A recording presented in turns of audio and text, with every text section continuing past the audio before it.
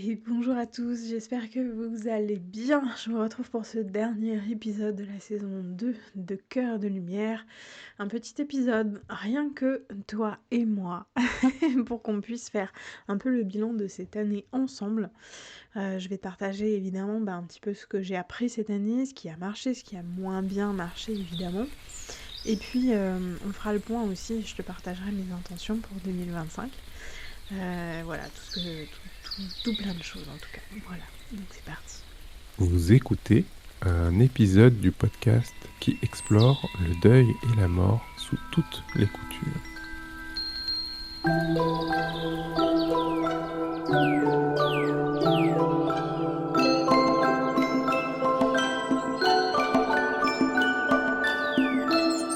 N'arrête jamais de prendre soin de toi. Cette année, ça a été des montagnes russes. Je pense que c'est plutôt pas mal comme description.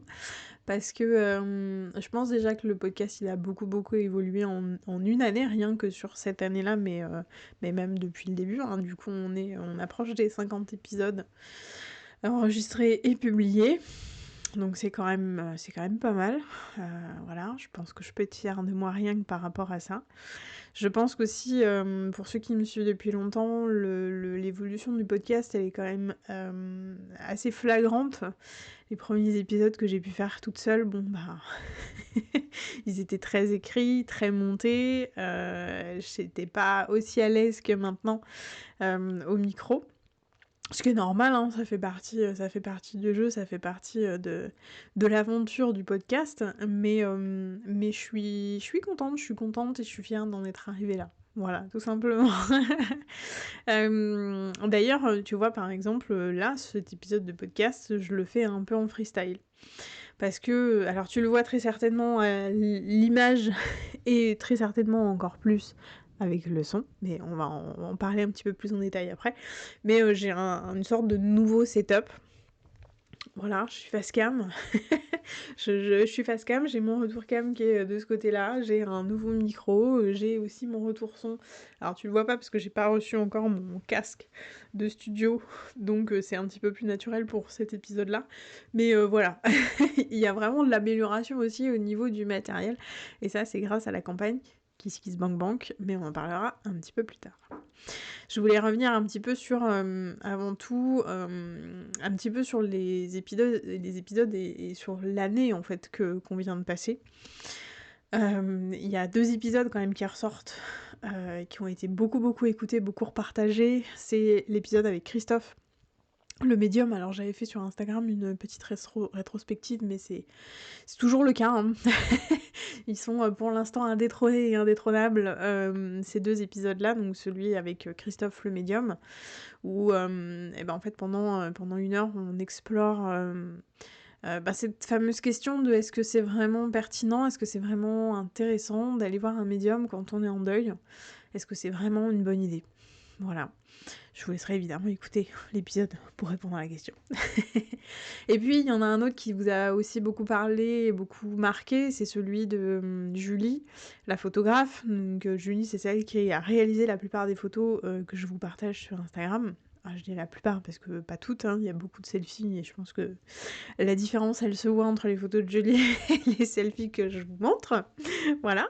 Mais Julie elle est venue parler du deuil périnatal et comment grâce à la photo, grâce à l'image, elle pouvait accompagner ce passage de vie très intime, très intense et dont on parle pas suffisamment. Donc c'est un épisode qui vous a marqué, qui a été important aussi parce que le deuil périnatal, alors je l'ai beaucoup abordé quand même. On l'a abordé avec Magali, on l'a abordé la saison dernière avec Laura, et donc du coup avec Julie bien sûr. Mais c'est vraiment un sujet important dont il faut qu'on parle et dont il faut qu'on parle de façon simple, de façon peut-être crue, c'est possible, mais c'est important. C'est important qu'on sache, c'est important qu'on comprenne aussi comment ça se passe, qu'est-ce que c'est la réalité du deuil périnatal. Donc je suis très contente d'avoir pu faire ces épisodes-là, d'avoir pu vous en parler. C'est pareil du coup, les épisodes que moi j'ai beaucoup aimés et qui m'ont fait du bien, ça a été les épisodes avec les créatrices et créateurs, mais beaucoup, créatrices quand même. Donc je vous l'ai dit, il y avait Mathilde de Maison de la Craie avec les bijoux. Il y a Laetitia, la mosaïste funéraire, qui nous expliquait un petit peu son parcours et comment elle permet de remettre un petit peu de vie, un petit peu de couleur dans les cimetières. Donc ça a été un chouette épisode aussi à tourner, une très très belle découverte. Je regarde aussi de l'autre côté parce que j'ai des notes un petit peu partout sur mes écrans. Donc voilà, il y a eu la mosaïste et puis il y a eu Vanessa avec les cartes, avec la carterie, qui était aussi un très joli moment. Et puis une presque collègue, j'ai envie de dire, presque collègue avec Agathe qui propose du coup ces fameux mémoires ibères. Alors de mémoire, il faudra réécouter l'épisode, mais il me semble que c'est une pratique qui vient des États-Unis et qui consiste en fait à transformer des vêtements à haute valeur émotionnelle, donc potentiellement de personnes décédées, en peluche, voilà, que ce soit un ours, que ce soit un chat ou un chien, enfin voilà. Donc on en a parlé ensemble et ouais, je suis vraiment contente d'avoir fait ça. On a aussi beaucoup évidemment évoqué la santé mentale et la santé physique grâce à des thérapeutes. On a parlé hypno, on a parlé psycho, on a parlé psycho-énergétique aussi. On a parlé naturopathie aussi grâce à Chloé. On a parlé massage, on a parlé doula évidemment par rapport au deuil périnatal. On a parlé tatouage aussi. On a parlé accompagnement un peu global quand même. Avec Edith, avec Fanny. Et puis je suis très contente parce que on a évoqué les enfants avec Bénédicte grâce à la campagne Kiss Kiss Bank Bank, et ça c'était vraiment très chouette et très très important. Je suis contente d'avoir pu faire cet épisode-là parce que en fait c'est vraiment une ressource, cet épisode-là, pour les parents et pour tous les accompagnants d'enfants. Voilà, si tu te reconnais et que au quotidien, t'es AESH, t'es maîtresse d'école ou maître d'école, ou instit, ou prof, peu importe, que même éducateur, et que tu as des enfants qui sont confrontés au deuil, peu importe qu'il s'agisse d'un animal de compagnie, qu'il s'agisse d'un parent, d'un grand-parent ou d'un déménagement, et en fait le sujet de la mort à aborder avec les enfants c'est évidemment important, mais on peut le faire de façon simple, de façon fluide, de façon joyeuse. Et l'épisode avec Bénédicte la libraire, il est vraiment là pour ça, pour vous donner en fait toutes les ressources, voilà, des ressources à explorer, des livres à lire et à relire et à partager, et puis aussi en fait son expérience. Bénédicte, elle livre vraiment son expérience en tant que maman, et comment elle est là offert cet apprentissage de la mort et du deuil à ses enfants. Donc ça c'est un bel épisode. Et puis l'autre grand sujet aussi que j'ai réussi à aborder cette année, c'est le sujet du suicide. C'est un sujet difficile, hein. C'est un sujet très difficile, c'est un sujet qui est plutôt complexe, je trouve, à aborder, parce que quand on l'a pas vécu, c'est difficile d'en parler. Et en général, quand on l'a vécu, quand on a perdu quelqu'un à cause de ça, de cette manière-là, c'est rare qu'on en parle. C'est très très rare qu'on en parle, il y a un vrai chape de plomb autour du suicide, et pour moi, ça fait partie des nombreux problèmes qui tournent autour du deuil, hein. Une fois qu'on en parle et qu'on gratte un petit peu la surface, en fait, on se rend compte qu'il y a un gouffre de problématiques autour du deuil et de la mort, et le suicide en fait clairement partie pour moi, parce qu'il y a vraiment un manque de compréhension, bien sûr, c'est quelque part complètement normal, mais il y a un manque aussi de parole. Il y a un manque de parole, il y a un manque de compréhension de ce que nous on vit, en fait, de compréhension du deuil, bien entendu, et du coup ça fait qu'on n'ose pas en parler, on n'ose pas expliquer les choses, parce qu'on a peur de raviver la douleur, on a peur de se sentir complètement bloqué, de revivre des choses terribles, et puis voilà, il y a les chiffres qui parlent, enfin bref, c'est un sujet compliqué, c'est un sujet que je voudrais de nouveau aborder évidemment dans les prochaines saisons. Alors pour l'instant, c'est pas prévu, parce que j'ai pas eu la personne, là où les personnes d'ailleurs, qui peuvent en parler, mais ça reste un sujet qu'il faut aborder encore une fois. Et donc je suis contente d'avoir pu le faire cette année. Et ça, c'est vraiment, vraiment trop, trop cool. Vraiment. Ça peut paraître bizarre des fois de m'entendre dire que je suis contente d'avoir parlé de sujets particuliers. Mais j'ai aussi appris cette année que vraiment c'était important aussi de pouvoir parler de la mort de façon joyeuse. Du deuil aussi, hein. Le deuil, c'est vraiment une comment dire, une partie de notre vie, un changement, une évolution. Et dans cette évolution-là, bien sûr qu'il y a de la tristesse, bien sûr qu'il y a des émotions difficiles, bien sûr qu'il y a du chagrin, peut-être de la colère, de la culpabilité, bref, il peut y avoir plein de choses très négatives et très difficiles à vivre, mais il peut y avoir aussi beaucoup de choses très positives, et notamment des leçons qu'on a apprises et qu'on n'aurait jamais appris si nos proches n'étaient pas partis. Voilà, ou si nous, on n'était pas partis, parce que, encore une fois, hein, ça fait partie des choses aussi que je répète depuis cette année en long, en large et en travers. Pardon. C'est que le deuil, il n'est pas toujours lié à la mort. Voilà, le deuil, il peut se déclencher, comme on l'a dit tout à l'heure, par le déménagement, mais aussi par une rupture amoureuse, amicale, familiale.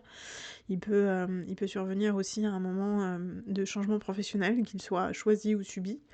Bref, en tout cas, le deuil, on le vit vraiment au jour le jour. Voilà, on le vit au jour le jour, et on le vit tous les jours. Voilà, on s'en aperçoit pas.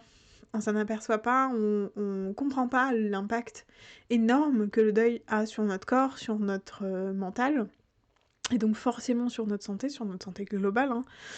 Ça fait partie des problèmes que j'ai détectés cette année, et dont il va falloir qu'on parle un petit peu plus en profondeur dans les prochains épisodes. Voilà, je verrai un petit peu comment ça va se goupiller et comment on va pouvoir aborder ce sujet-là de la santé un peu générale quand on est en deuil, et quand on se prépare aussi.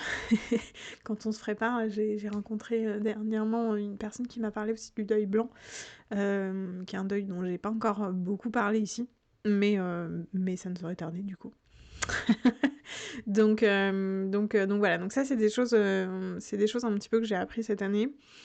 Cette année aussi, ça a été marqué, en tout cas là octobre-novembre a été marqué vraiment par 2 événements pour moi. Cœur de Tissu a présenté ses créations en boutique physique, en boutique éphémère. Pour ceux qui n'en ont pas entendu parler, il s'agissait du Spot. On avait une petite boutique, un petit local au centre commercial Avericom à Bourges, et on était là du coup présent pendant 2 mois avec 4 autres créateurs et entrepreneurs. Et ça a été une expérience. Je pourrais pas vous dire que c'était une expérience positive pour moi, parce que ce serait vous mentir, tout simplement. Mais ça a été une expérience riche, ça a été une expérience très très intense, et ça a été une expérience aussi vraiment source de fatigue. Voilà. De fatigue, d'épuisement même, de grosses remises en question. Parce que, alors évidemment, il y a ce qui s'est passé en boutique, il y a ce que moi j'ai appris, des erreurs que j'ai faites, etc. Je vais pas m'étaler, parce qu'on est vraiment là pour faire un bilan sur le podcast.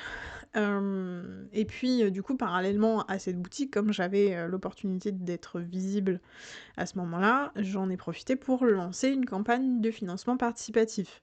Donc, ceux qui me suivent sur Instagram, vous avez beaucoup entendu parler de KissKissBankBank pendant ces 2 mois. Donc KissKissBankBank, c'est une plateforme de financement participatif, un petit peu de la même manière que Mimosa, Ulule, Litchi, enfin bref, il y a beaucoup de variantes qui ont évidemment toutes leurs spécificités. Et j'ai choisi de tenter l'aventure pour le podcast, en fait, parce que j'ai vraiment vu que le podcast, je l'ai délaissé à un moment donné. Je l'ai délaissé, je pense parce que j'ai bien anticipé. Bon, ça aussi, il faudra qu'on en reparle, mais j'ai bien travaillé à un moment donné dans l'année pour le podcast, et donc du coup, j'avais toute mon année et un peu plus d'épisodes prêts en fait, et pré-programmés, et tout était fait, et en fait, j'avais plus à m'en occuper. En tout cas, c'est ce que j'ai pensé. Donc, j'en ai très peu parlé sur mes réseaux. De temps en temps, quand il y avait des épisodes qui sortaient, je vous disais hey, il y a un nouvel épisode et tout ça.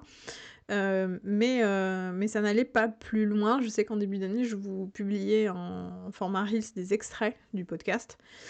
Est-ce que je vais recommencer à faire des extraits de podcast? Je ne sais pas. Parce que je pense que ça n'a pas bien fonctionné en début d'année, quand je le faisais. Et non seulement ça n'a pas bien fonctionné et ça n'a pas été impactant pour la visibilité du podcast, mais c'est surtout que ça me prenait un temps fou. Voilà. Ça me prenait un temps fou. Vraiment.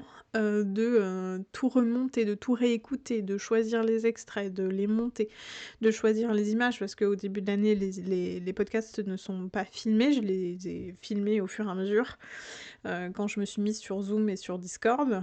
Mais oui, c'était une vraie problématique par rapport à ça, la communication. Donc je me suis dit, bon ok, là, ça fait 2 ans que je vous propose des podcasts, que je le délaisse un petit peu.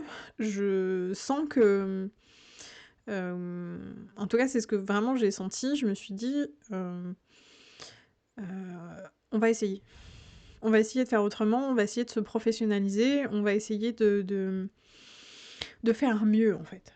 De faire mieux, parce que au fur et à mesure du temps, j'ai quand même vraiment amélioré mes formats, je trouve. Je me suis aussi, moi, améliorée, hein. Vous voyez, par exemple, là, je n'écris plus mes podcasts, je suis vraiment en mode impro, je sais à peu près ce que je veux vous dire et où je veux aller avec cet épisode-là, mais vraiment, je suis en mode impro. Voilà, j'ai pas préparé grand-chose à part une structure que j'ai demandé à l'intelligence artificielle. Voilà, je l'avoue. Donc j'ai des petites notes, hein, j'ai un petit truc à suivre quand même, mais j'ai pas plus que ça. Et ça a été aussi une de mes problématiques cette année, c'est de passer trop de temps sur le podcast. Au début de l'année, je passais entre 4 et 7 heures par épisode. Entre l'enregistrement, le montage, la programmation, les descriptions, la communication, les reels, etc.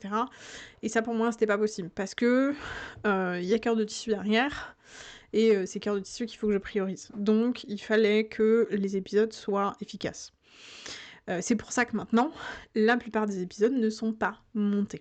Donc ça, j'ai gagné énormément de temps par rapport à ça, puisque, alors de temps, mais aussi je trouve du coup, et étrangement de qualité aussi, parce que comme je suis en interview, c'est vraiment de la conversation, c'est vraiment de l'échange, et je n'enlève rien en fait. Je vous laisse vraiment l'échange brut tel qu'il a été, tel qu'il s'est passé. Et évidemment, avec mes invités, on a des conversations en dehors de ce qu'on a enregistré, hein, avant, après, pour se préparer, etc. etc. Mais vraiment, quand on enregistre, et je vous livre l'interview brute, quoi. À part, évidemment, le moment où j'ajoute, moi, mon petit jingle, que vous aimez tant, d'ailleurs. Et ben voilà, en fait, moi, je rajoute rien, je n'enlève rien. Oui, Mimi. Oui, bah viens. T'as le droit de venir participer au podcast, mon cœur. Viens. Donc voilà. Donc du coup, c'était un petit peu ça la réflexion. Et donc du coup, à la fin de l'année, j'ai vraiment vu qu'il y avait une problématique de son. Une problématique d'image aussi. Je trouvais que c'était pas suffisamment quali pour moi. Et j'ai eu pas mal de soucis techniques, du coup, dus à mon matériel, bien sûr, dus aux connexions aussi, il y a des choses que je peux pas contrôler, ça c'est un fait. Mais viens Mimi, viens faire les câlins, viens. Viens. En plus, avec les nouveaux micros, vous allez pouvoir l'entendre ronronner, Sylvia.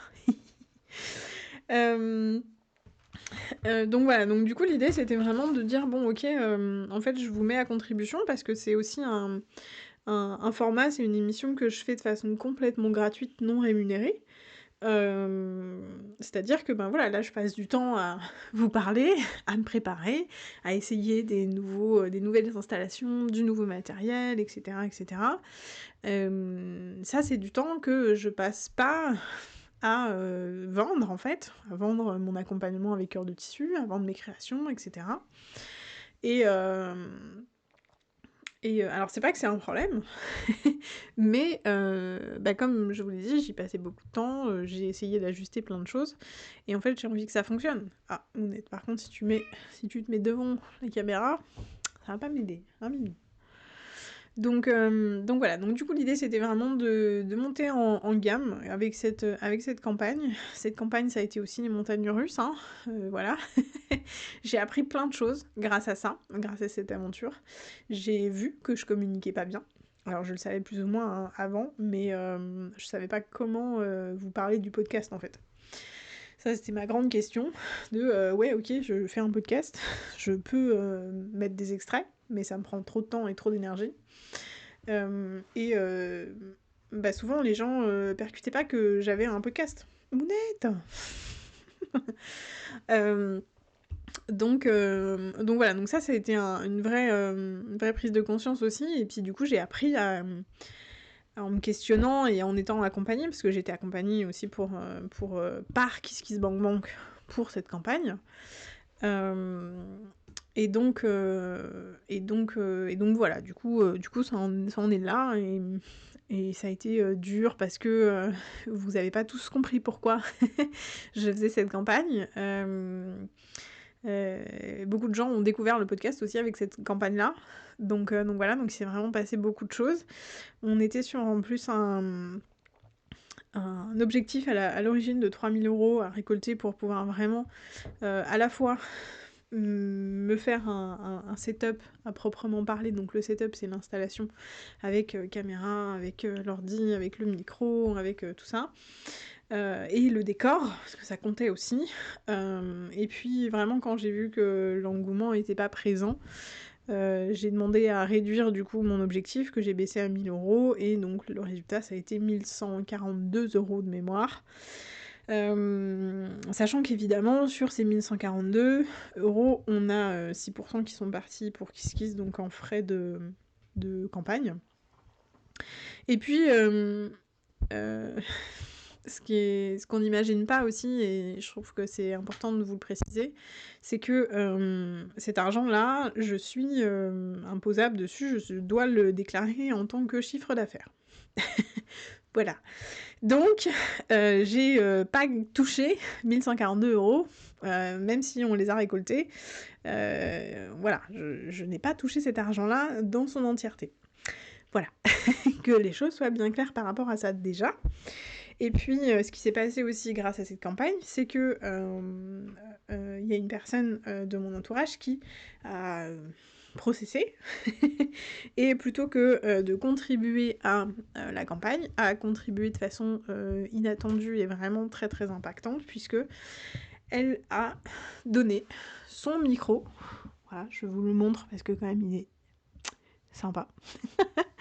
Elle m'a donné son micro, donc c'est un micro dont elle se servait pas, qu'on lui avait offert elle-même, et du coup elle s'est dit, bah, si tu le veux, prends-le, quoi. Voilà, donc évidemment que je ne me suis pas fait briller. Mais je l'ai vraiment pris comme une contribution à la campagne, parce que c'était du pain béni. C'est un bon micro, normalement vous entendez un peu la différence par rapport à d'habitude, et avec ce micro-là, je peux faire de l'ASMR. Voilà, donc ça moi j'adore. C'est très confortable parce qu'en plus il a une carte son intégrée, c'est pour ça que du coup j'ai mon petit retour son en plus. Ça faisait partie aussi des achats que je voulais faire, mais du coup j'en ai plus besoin non plus grâce à ce micro. Ce qui est intéressant aussi avec ce micro là, c'est que, alors je vous l'avais dit aussi au début de campagne, je voulais en acheter 2 des micros pour pouvoir enregistrer des podcasts avec des gens sans passer par Zoom, donc en présentiel. Et en fait, je peux le faire avec ce micro-là, puisqu'il a un mode face à face. Voilà. Puisque normalement, là, vous m'entendez bien. Mais du coup, je sais pas où est-ce que ça s'est arrêté. Je sais pas à quel moment ça s'est coupé, mais bon, Mounette a débranché le micro. Là, normalement, c'est revenu. C'est bon. Oui, normalement, c'est bon. Maintenant, c'est mon test, l'ASMR. Voilà, je teste le micro comme ça pour être sûr que ce soit celui-ci qu'on entende. Bref, alors du coup j'étais en train de vous dire que en fait ce micro-là, hein, il a plusieurs modes. Il a évidemment le mode musique où il va prendre vraiment l'ensemble de ce qu'il entend autour de lui. Et puis il a un mode juste une personne, comme ce qui est en train de se passer là. Parce que du coup si je me mets sur le côté ou celui-ci, vous allez vachement moins m'entendre. Et du coup, ben, c'est pareil, il a une mode de deux personnes, donc en face à face, pour enregistrer des interviews. Donc vraiment, c'était le micro. J'aurais pas pu rêver mieux. J'étais pas du tout partie sur un micro comme ça à l'origine. Je voulais vraiment un micro perche et un second micro perche pour avoir deux sons bien distincts et deux pistes distinctes. Mais ça me va aussi très bien d'avoir une seule piste, c'est confortable aussi. C'était aussi une question de visuel hein, d'avoir deux micros, mais là du coup en fait ça me fait énormément économiser sur mon budget, surtout que ben, comme je vous l'ai dit tout à l'heure, j'ai un peu tronqué mon objectif de 2000 € quand même. Voilà. donc du coup, en fait, ce micro-là, plus ce que j'ai réussi à récolter, en fait, m'a permis d'acheter la caméra que j'utilise actuellement, qui est normalement de bonne qualité. Voilà, en tout cas, par rapport à mon retour écran, c'est plutôt pas mal. C'est aussi un téléphone, cette caméra-là. Donc, elle va me permettre d'améliorer aussi mon Instagram, puisque ben, je trouvais que la qualité, pareil, de la vidéo était pas dingue toujours avec mon ancien téléphone. Mon ancien téléphone va toujours me servir pour filmer aussi les podcasts, mais du coup, je pourrais utiliser la caméra, pas frontale du coup, mais celle de devant, qui est du coup en largement meilleure qualité, donc vraiment, ça va être assez intéressant. Du coup, hier, j'ai passé ma journée aussi, grâce à mon chéri, à apprendre des nouveaux outils d'enregistrement qui cette fois-ci sont gratuits, alléluia. Voilà, pour les streamers qui m'écoutent peut-être, voilà, j'ai découvert OBS et Camo. Voilà, donc j'ai passé la journée à apprendre, à faire des tests, voilà, à trouver comment est-ce qu'on met la caméra en mode portrait et en mode paysage. Donc du coup, ça veut dire aussi que maintenant, je vais pouvoir enregistrer des Reels directement avec le micro Blue Yeti dont je me sers là maintenant, et puis les monter directement sur l'ordinateur, etc. Enfin bref, ça va vraiment m'aider beaucoup. Le téléphone aussi que j'ai choisi, c'est pas n'importe quel téléphone parce qu'il est bourré d'IA, donc d'intelligence artificielle.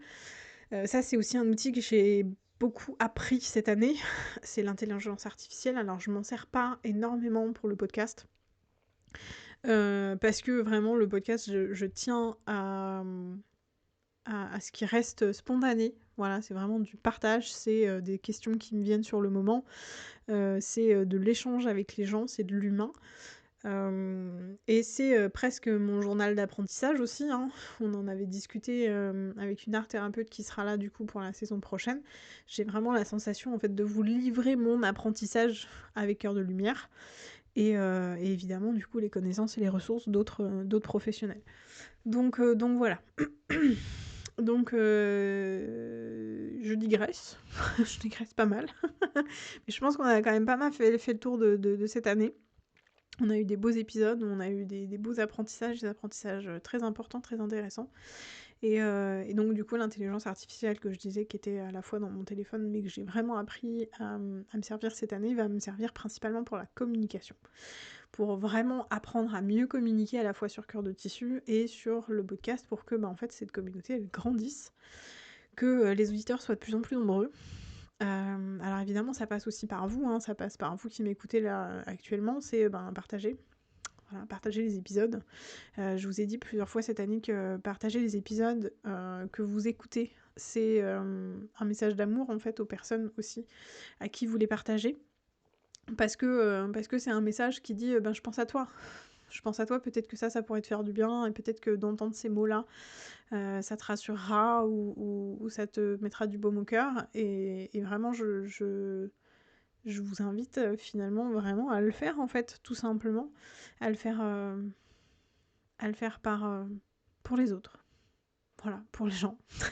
Pas pour Cœur de Lumière, mais c'est vraiment... c'est le Cœur de Lumière, c'est vraiment cet objectif-là de vous offrir de la ressource, de vous offrir des mots qui font du bien, en fait. Des mots qui font du bien et qu'on n'entend jamais, qu'on n'entend pas suffisamment, et qui vont nous permettre aussi de pouvoir rebondir et de pouvoir comprendre ce qui nous arrive, etc. Donc vraiment partager ces épisodes. Et donc évidemment, je communiquerai aussi et je vais beaucoup améliorer. Normalement. Vous en serez les témoins. En 2025, je vais vraiment mettre le paquet sur la communication. Et du coup, c'est bien parce que ça me permet de faire une transition sur un petit peu ce que je vais mettre en place, voilà, pour la saison prochaine.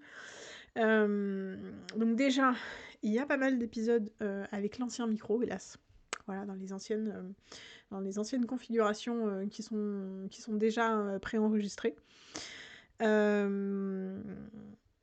puis du coup, ça y est, j'ai commencé de nouveau les enregistrements pour la saison prochaine, avec le micro Blue Yeti, avec la configuration qui me convient davantage.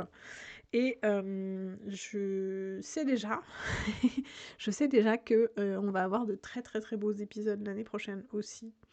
On va parler art-thérapie, on va parler souvenirs, on va aussi même avoir sortir des frontières de la France, puisque on accueille un Belge aussi en début de saison. On parle de cérémonie du souvenir, on va parler aussi encore une fois beaucoup de santé un peu dans le sens général, où je suis allée piocher un petit peu tout ce que Instagram principalement me mettait sous la dent. Je vais pas vous mentir, on a encore une médium, mais aussi une psy, qui va venir plusieurs fois, je pense. On a une art-thérapeute, une Lego-thérapeute. Oui, j'ai trop hâte de vous parler de ça, vous allez voir, c'est incroyable. Donc ouais, on a vraiment plein de choses. Ce que j'aimerais bien aussi aborder, en plus, alors le suicide, ça me paraît pour l'instant relativement compromis, mais on verra au fur et à mesure. C'est aussi le deuil animal, dont on n'a pas parlé encore ici. Donc voilà, si je trouve un vétérinaire ou une vétérinaire qui veut bien venir parler de ce sujet-là hautement difficile, je pense que ça va être un épisode pas simple pour moi, mais c'est un épisode qui va être très très important, je pense.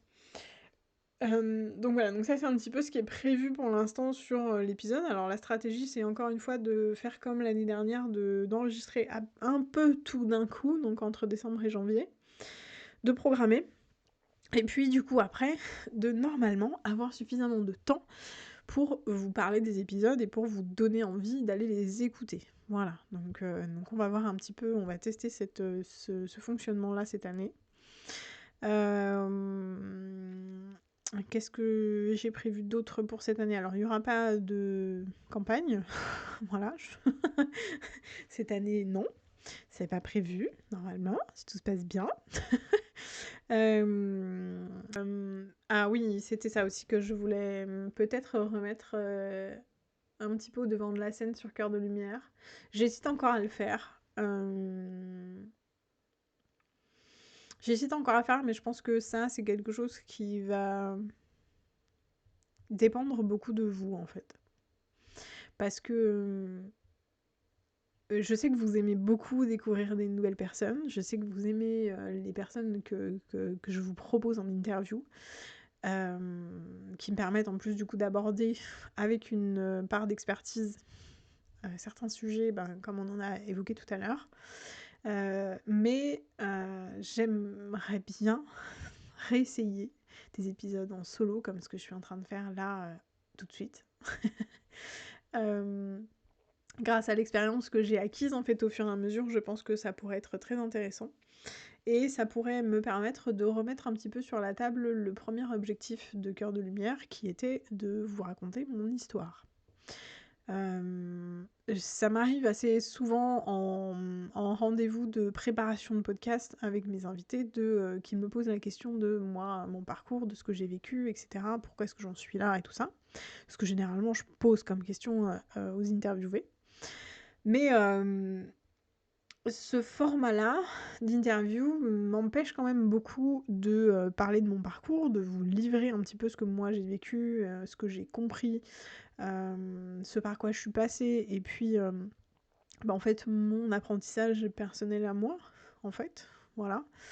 Et je me dis que ça peut être intéressant de retenter en fait les épisodes en solo pour pouvoir parler un petit peu plus précisément de ce parcours-là.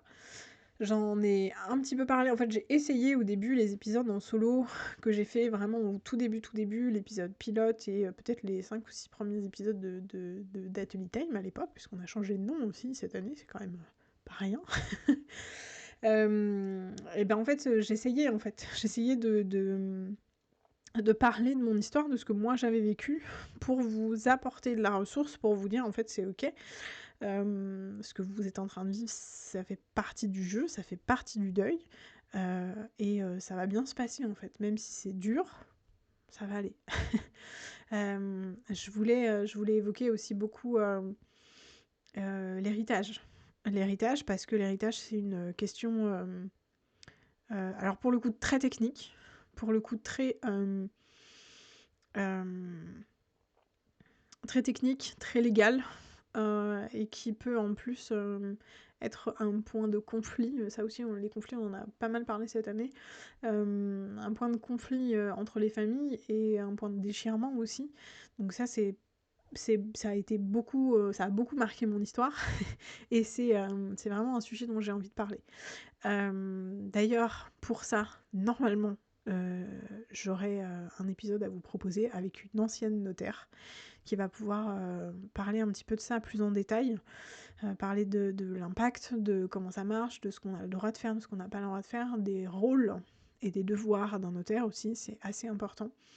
Donc c'est aussi toutes ces choses-là que j'ai envie de partager cette année pour que vous ayez bien sûr de la ressource émotionnelle, de la ressource en santé physique, en santé mentale, mais que vous ayez aussi de la ressource légale, purement technique, pour pouvoir, alors soit bien sûr anticiper votre mort, ça aussi on va en parler cette année, anticiper, préparer ses obsèques, préparer son décès, etc., on va en parler, mais aussi, quand on y est confronté, qu'est-ce qu'on doit faire ?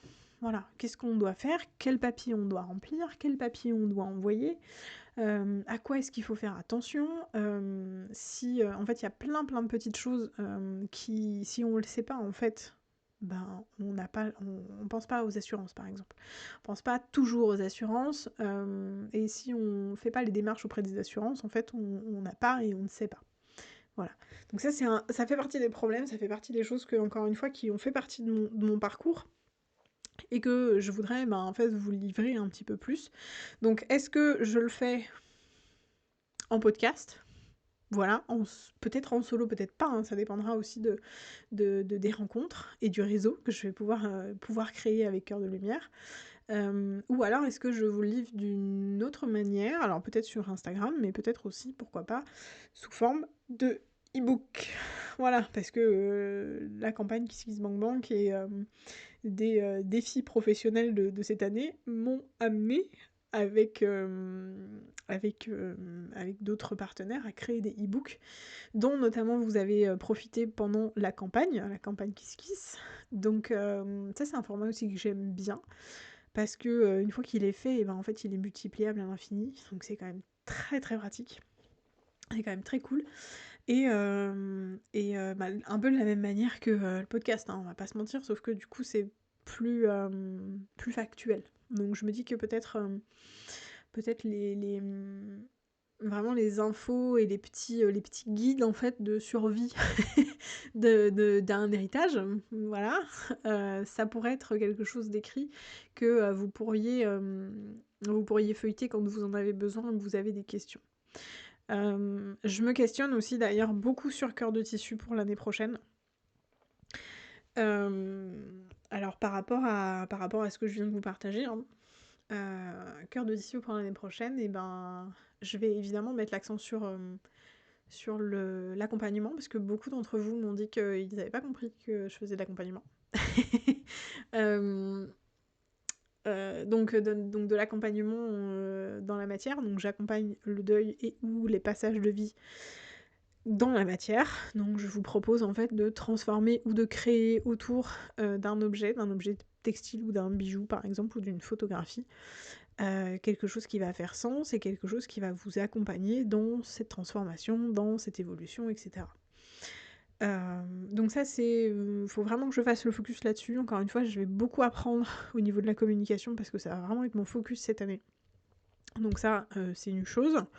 Ce que je vais aussi essayer de faire cette année, c'est de me former à l'accompagnement au deuil. Je pense que ça, ce serait très très bien. Et je pense que ça rassurerait beaucoup d'entre vous pour passer un petit peu au côté cœur de tissu.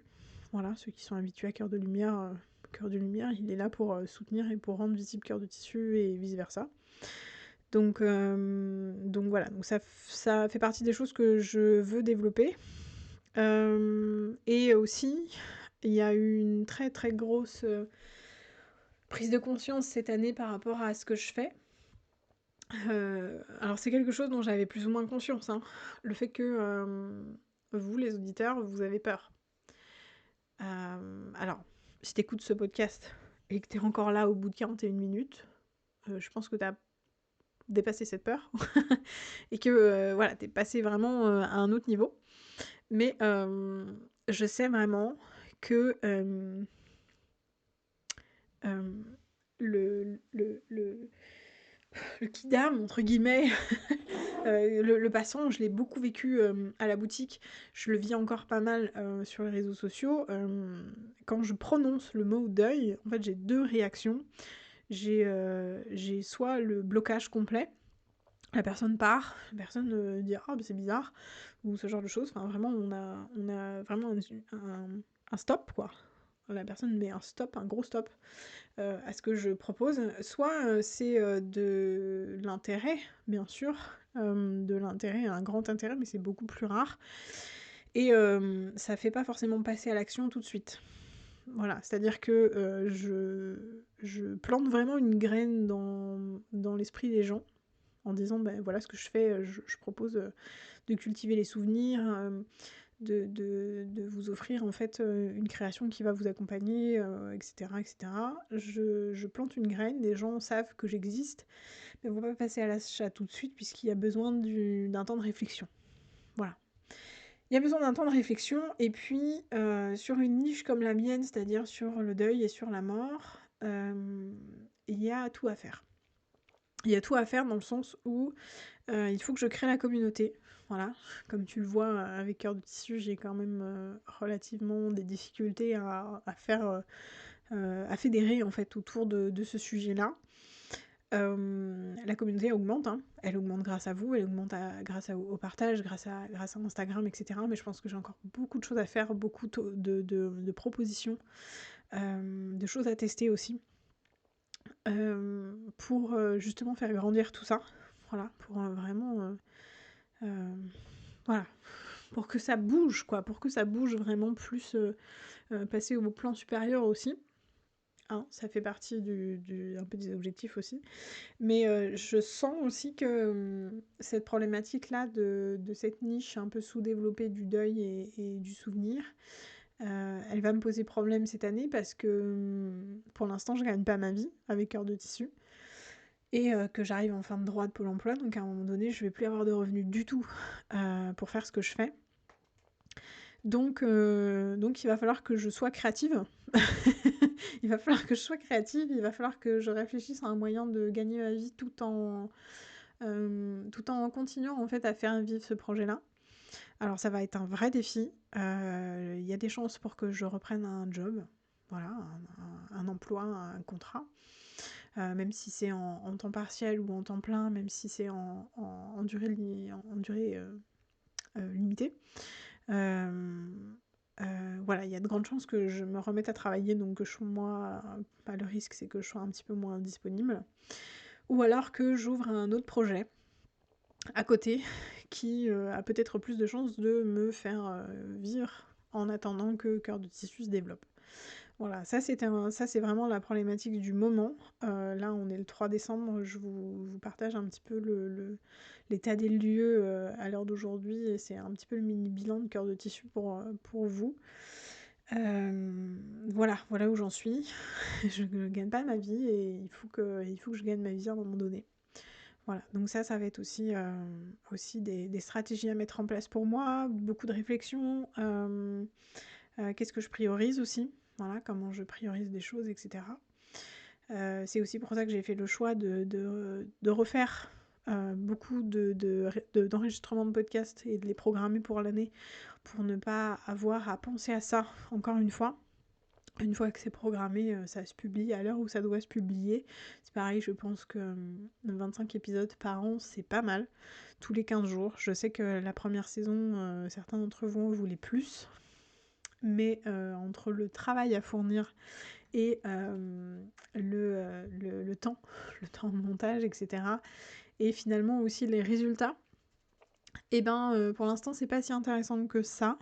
Et je pense aussi que tous les 15 jours c'est bien parce que ça n'en fait pas trop. On parle quand même beaucoup de défunts, on parle beaucoup de morts, on parle beaucoup de choses qui peuvent être remuantes, des choses difficiles, et on va encore les évoquer cette année.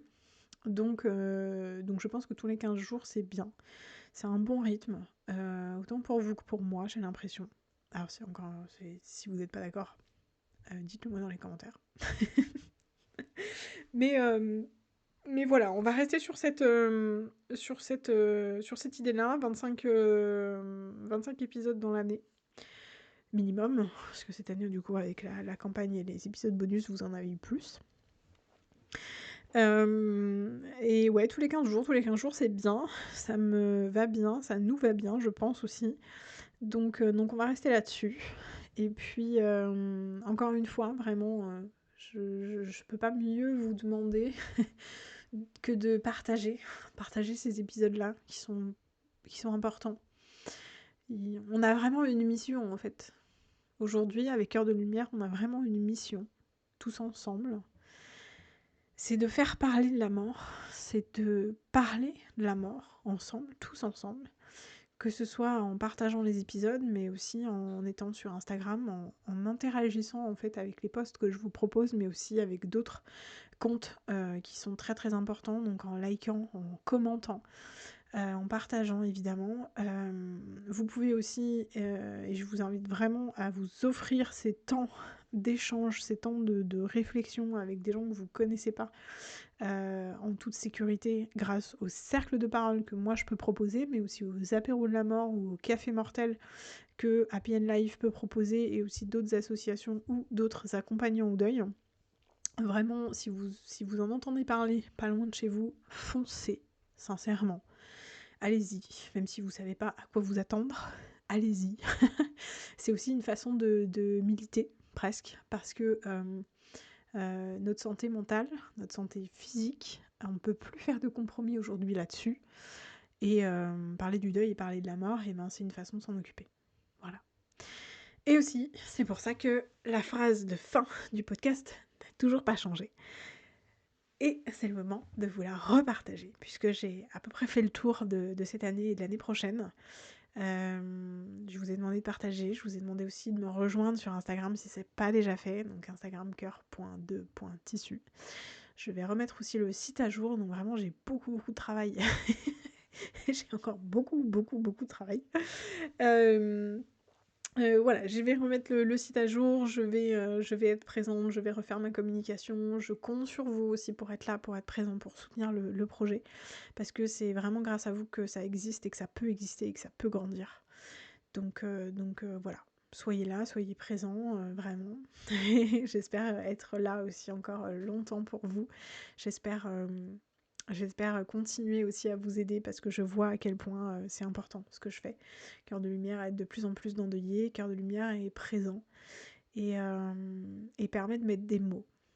Voilà, permet de mettre des mots sur les choses, permet de mettre des mots sur la douleur, sur le chagrin et sur tant d'autres événements et tant d'autres choses de notre vie. Voilà, merci à tous, merci d'être là, merci d'être encore là, merci de vous abonner sur les différentes plateformes d'écoute, merci de me soutenir, merci d'être là sur Instagram, merci d'interagir si vous le faites, merci de partager si vous le faites déjà. Et puis en attendant janvier pour la saison 3, puisqu'il y a cette annuelle pause du podcast pour les fêtes de fin d'année, je vous demande, et je vous le répéterai jamais assez, n'arrêtez jamais de prendre soin de vous. Merci de ton écoute. Pense à partager et à noter cet épisode.